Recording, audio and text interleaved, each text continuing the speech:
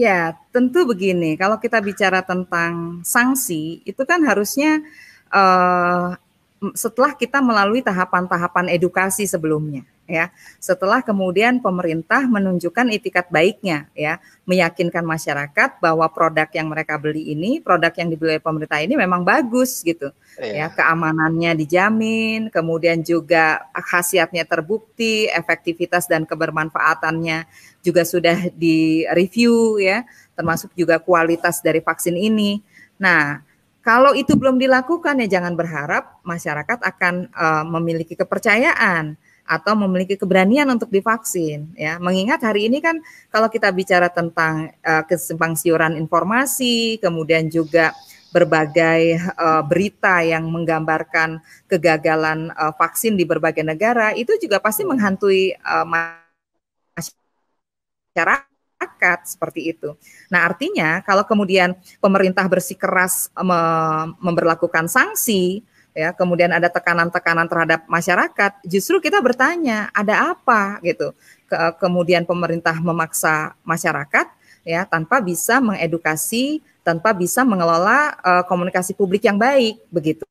Karena kita lihat ya Mas Iken Ya. tentang bagaimana harga rapid test ya, termasuk juga kemarin swab antigen ya, sebelumnya juga PCR yang harganya juga sangat beragam di berbagai sarana dan layanan kesehatan.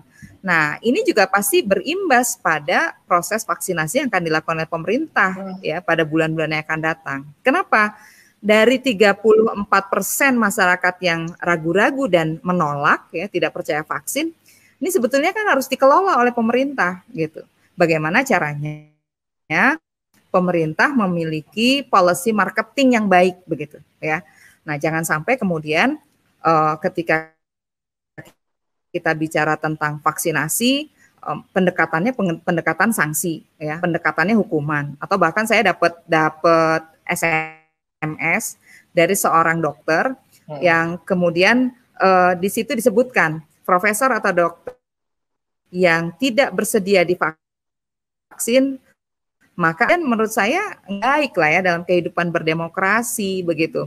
Apalagi kalau kita bicara tentang payung hukum kita, landasan konstitusional kita, seharusnya negara memberikan perlindungan ya terhadap rakyatnya.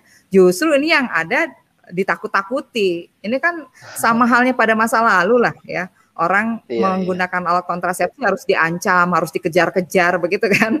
Ketika masyarakat memiliki pemahaman yang utuh, diedukasi, kemudian ada sosialisasi yang masif, ya, ada sebuah upaya meyakinkan bahwa yang dilakukan oleh pemerintah ini semata-mata untuk menyelamatkan rakyat, ya, atas nama kemanusiaan bicara sanksi dan kemudian juga kalau menurut saya juga sanksi itu nggak pas lah gitu ya. Kenapa? Karena